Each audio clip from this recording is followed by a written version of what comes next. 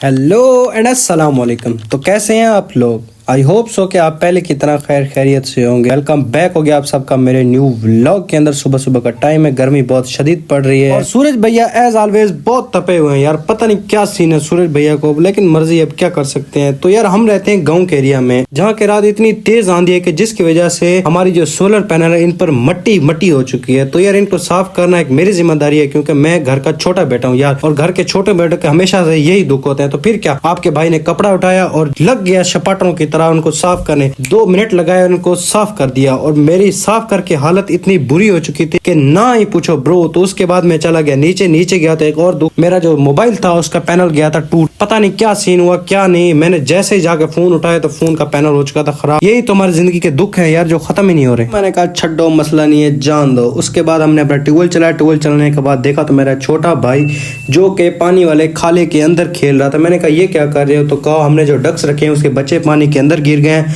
वो निकल नहीं पा रहे। उनको निकालने के चक्कर में ये खुद गिर गया पानी के अंदर।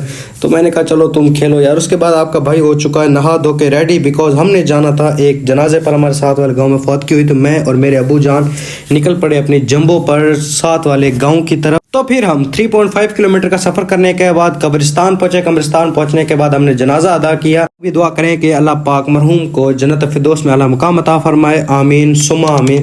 तो जैसे ही मैं वापसी घर पहुंचा तो मेरा कजन एक हाथ मोबाइल लेके बैठा था, कि मुझे दिखा रहा था कि बताओ ये मोबाइल कैसा है, मैंने न्यू लिया। मैंने कहा मोबाइल तो बड़ा ही फिट है ब्रो। उसके बाद हमारे आगे कुछ दोस्त, क्योंकि उनकी है कल शादी, उनको दरकार थी कुछ 4 पहियां, वो हमने लोड करवाई और वो लेकर चले गए वापसी अपने घर की तरफ। तो फिर मैं और मेरा छोटा भाई हम आगे डे वाली पुल पे, बिकॉज उधर एक 2 काम थे। पहले तो एक दोस्त की गाड़ी खराब थी, पहले उसके पास गए, फिर उससे फ्री होकर हम पहुंच गए मोबाइल शॉप पर। बिकॉज आपको मैंने सुबह बताया कि मेरा मोबाइल की स्क्रीन हो चुकी है खराब। हम ले गए भाई के पास। भाई ने हमारे मोबाइल को चेक किया और कहने लगा भाईजान अब इस मोबाइल में कुछ बचा ही क्या जो तुम इसका बनवा रहे हो। मैंने कहा यार जैसे भी करो बना दो। फिर उसने कहा नहीं ब्रो ये नहीं बनेगा। फिर क्या, फिर मैंने छोटे भाई ने जिद की कि मैंने आइसक्रीम खानी है, उसको आइसक्रीम लेकर दी। और यार चाचा ने जीप देखो कैसी बनाई है। तो फिर वापसी पर हमने पूरे 150 रुपए का बाइक में पेट्रोल डलवाया, और पेट्रोल डलवाने के बाद मैं और मेरा छोटा भाई हम निकल पड़े वापसी घर की तरफ।